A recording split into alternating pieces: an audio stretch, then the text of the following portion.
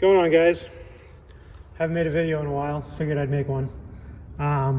Working on the wife's Suburban today, and yes, this is a PPE DURAMAX filter. So I'll let you know what's going on here, and why a gigantic DURAMAX filter from PPE is able to fit on my wife's Suburban. So let me get a flashlight so you can see.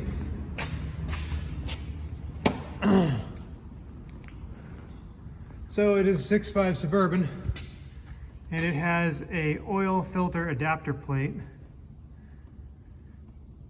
right there. And yes, there's oil on it, but that's not from the lines themselves. That's from a power steering leak that is going to be fixed.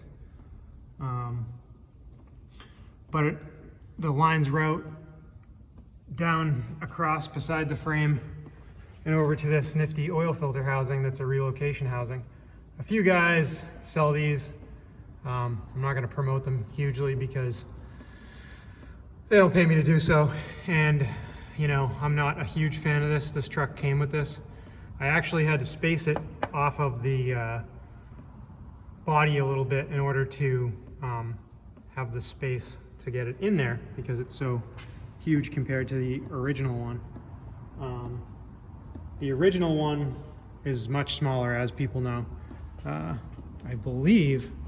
think I have, oh yeah, here we go. Here's an original, here's an OG filter of a DURAMAX. This is a DURAMAX, you know, because it's got a steel cage inside of there and because of the part number.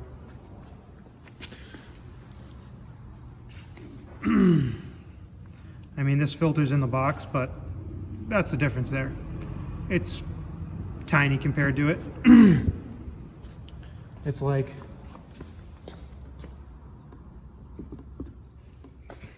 minuscule.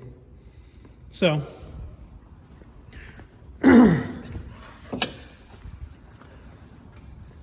this is so that you get more filter capacity, and if you use synthetic oil, like I'm using T6 Rotilla 1540 in this. The original owner used AMSOIL, but it's super expensive, so you know, maybe I'll eventually start putting AMSOIL in it, but for right now, this is what I'm putting in it. But the filter capacity matters big time, so it's got good filter capacity, and that's really the biggest concern. So, well, that's about it. The fact that you can get that much filter capacity in 6.5 is pretty good because the rings aren't total seal rings, so they pollute the oil pretty easily. And same thing if you have a CDR still in it. This thing's in pretty good shape. The frame is really nice. It's got a little bit of rust here and there. It's got a 3.5-inch exhaust, not a 3-inch exhaust, or I mean, sorry, 3-inch stock, 4-inch aftermarket exhaust. It's got a semi-floater rear axle, even though it's 8-lug, and it's a diesel, because the 1500 branded Suburbans had airbags, and they had a semi-floater rear axle that would normally come in like a gas 2500, and they have heavy-duty leaf springs still,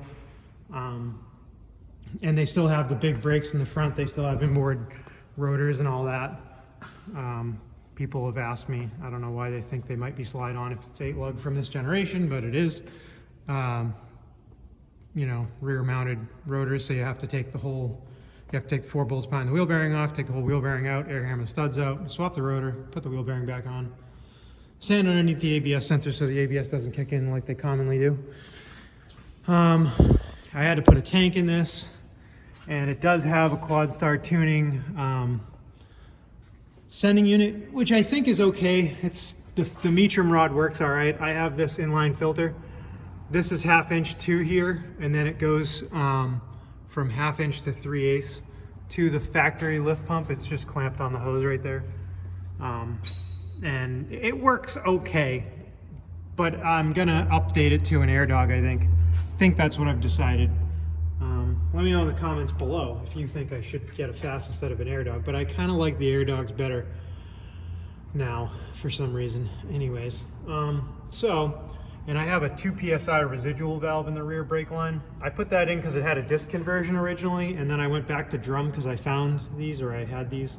Long story, but yeah, this is getting a long video. Maybe we'll have a different video for that, but the 2 psi residual valve makes the brake pedal feel really good in this thing and never really is low like most drum brake rear trucks. And it's got some of the TTX lower ball joints, focus, and a TTX upper ball joint. And I gotta knock the alignment tabs out of this and align it really well someday for her when I have a chance, like never. But I'm putting 4 brand new tires on this thing. She's getting the classic Toyo Open Country AT3s in the E-Load range variety. This is the rear wheel, which is why there's no brake dust on it. I gotta change the brake pads. There's some kind of O'Reilly's junky brake pads that have a lot of dust. These are off of our Yukon, and they don't have a ton of tread life left. They're okay to be, you know, for somebody else that needs to get on down the road, but she's got the dogs in the truck, don't need problems like that, so getting some brandy new tires. And these are P-metric tires because they were on a regular half-ton Yukon, not an XL or anything. And she never towed with it except for like light trailers, you know, stuff that weighed maybe 3,000 pounds, nothing more than that. So they were never like needed really E-Load range tires, but when that got totaled, I took the tires off of it and put them on this because this had a set of tires that were no good, and he speared one of them getting it off the trailer. Unfortunate for the owner that originally owned it. He kind of actually nicked one of the rims. Which one was it? I think it was this one.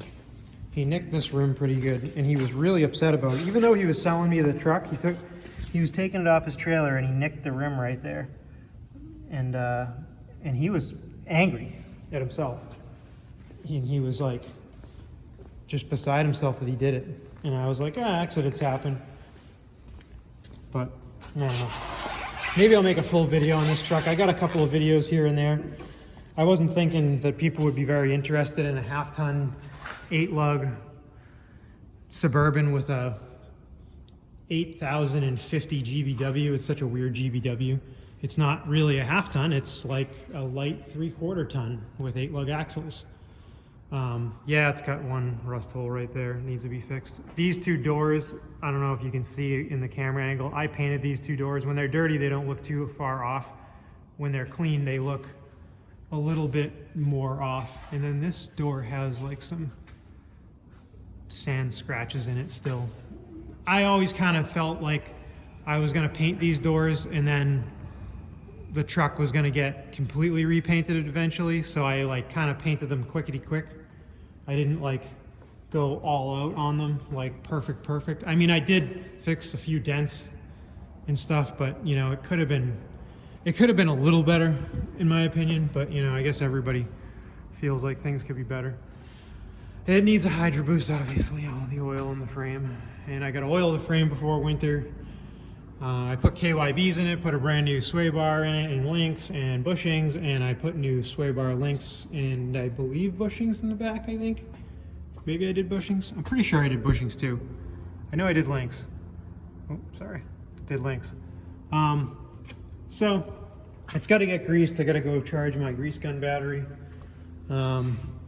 The tail pipe needs to be like cut here and have a section cut out of it, and like I put a brand new AC condenser in it, brand new AC line. Maybe I might make some videos about how I did that because they're discontinued. And then I had to do a repair on this AC line. If you look at this big giant fitting up here, I had to put that piece of line in there. And I told her that if it goes out one more time, I think I'm going to block off the rear AC because. But the dogs do sit in this truck, so it always makes me want it to be perfect. We also had the transfer case down on it. We put a new, these commonly fail. It's a, I don't know what you call it, I'm a brain fart. It is people call it a dog leg, but it's a transfer case adapter from the transmission to the transfer case. They commonly crack. They are made out of aluminum or aluminium, depending on where you are in the world, or how you talk. And so once we changed that, there was no more, this thing had massive quantities of, like this little drip of transmission fluid or transfer case fluid out of the back is like nothing compared to what was coming out of here. So, oh, and a new crossover pipe. This is brandy new, Diamond Eye one. The old one had an EGT probe in it and it had a hole in it. So, and then what else did we do to this thing? I think that's kind of it. Oh, idle arm and pitman arm, of course, the ball joints. I gotta grease this whole thing. I think I just said that. So, you know, just maintenance stuff. Oh, and yes, this Suburban, 6.5 Suburban does have an aftermarket intercooler kit in it. Pretty cool kit. But anyways, well, that's it for this one, guys. Hope you enjoyed it. This is the video on the 5 micron high efficiency PPE filter and how you can get it squeezed into your Suburban. Comment, like, subscribe, and I'll see you on the next one. Bye, guys.